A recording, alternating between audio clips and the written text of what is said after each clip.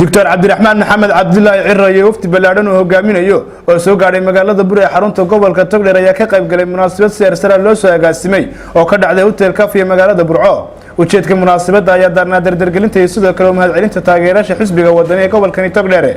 waxa uu wareen baalkaasi ka hadlay gudoomiyaha xisbiga wadaniga gobolka Togdheer Maxamuud Xasan Suleymaan Dab isagoona gudoomiyaha wafdida uga mahadnaqay safarka ay ku soo gaareen magaalada Burco isla markaana waxa uu bulshooyinka reer Togdheer ku bogaadiyay sidii ballaarnada u soo dhaweeyeen wafdida gudoomiyaha lama arko inta badan siyaasiyiintu markay waxalaan ama ay waayaan inay dadkooda dib ugu soo noqdaan caado uma ahaan jirin laakiin gudoomiyaha xisbiga wadani baa bilaabay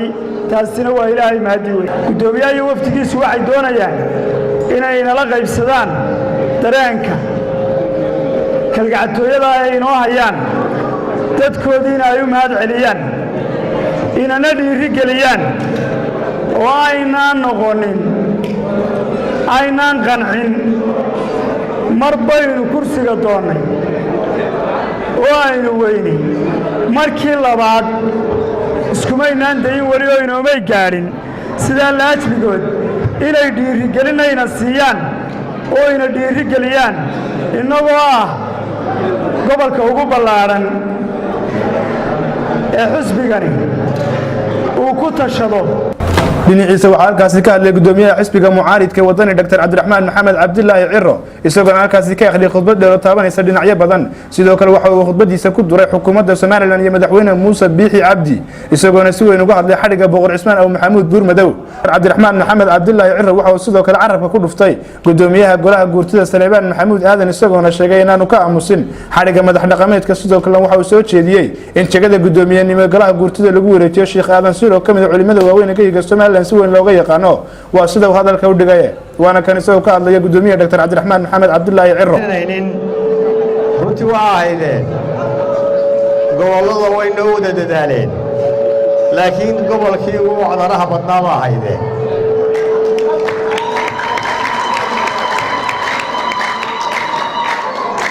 gobolkii ugu xamaasadda badnaa baa ahaydeen gobolkii ugu dadaalka badnaa baa ahaydeen gobolkii ugu dagaalka badnaa baa ahaydeen gobolkii ugu soo jiidashada badnaa baa ahaydeen gobolkii kulmiyey baqdin geliyey baa ahaydeen siidhigay noo haysay doorashadii waxaynu dalbannay xisbi ahaan jawaabtiina aanu sugaynaa in siidhi walayaasha la beddelo sawtaan naguma raacsaninin uu sugnaa calanka wadani welina wuu sugan yahay rajadii shacbigu waxay ku xidhan tahay wadani kulmiye kuma xidhna waynu sii wadaynaa halganka rajada shacbiga kor baynu u haynaynaa kor waxaynu ummadda gaadhsiinaynaa oo aynu ka ilaalinaynaa rajabeelka kulmiye ku riday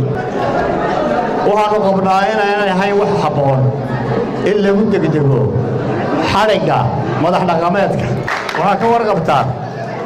boqor Cismaan Buurmadow in la xidhay hadda wadani mu ahayn odayaashii kulmiye uu oolaha badnaa